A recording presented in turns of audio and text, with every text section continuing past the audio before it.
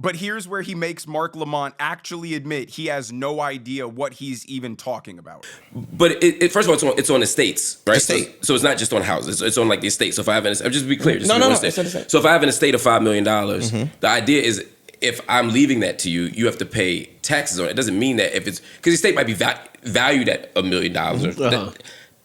If I leave you a house for $1 million, I haven't even sold the house. I don't have to cough up $500,000. Okay. But I do have to pay taxes on part of it. But to my point, again, like I don't think it's a contradiction to say I'm for poor people, or I'm for, you know, even the middle class, and saying I'm going to raise the tax rate on people who are inheriting stuff. I get the idea of wanting to pass wealth on to your children. I get the idea of wanting to share those things. I get it.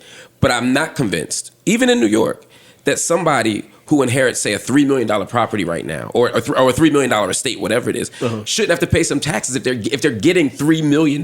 You have to pay taxes already. See, he doesn't know what he's talking about. He just simply believes white people are the ownership class, black people are the serf class. So taxing ownership more aggressively results in a white to black wealth distribution, so therefore it's a good thing. But the problem is that belief, just like all left-wing beliefs, start breaking down the moment you stop infantilizing black people and seeing them as being biologically or mentally deficient. The moment you start seeing black people as human beings with agency, who also own stuff just like white people, you would realize this policy is counterproductive to the goal of black wealth accumulation. But in that moment of apparent contradiction, you actually get clarity. You realize their goal isn't the transfer of wealth from white people to brown people. Their goal is the transfer of wealth from everybody to the government. The left doesn't want black people as a whole to succeed economically, because if black people become self-sufficient and no longer reliant on the government,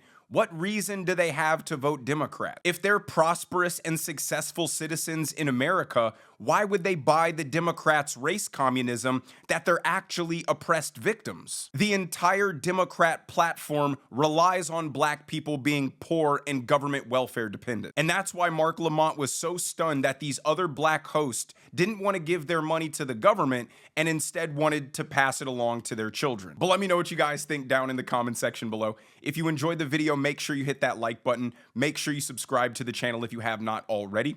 Turn on those notification bells so you never miss a video. And I will see you guys in the next one.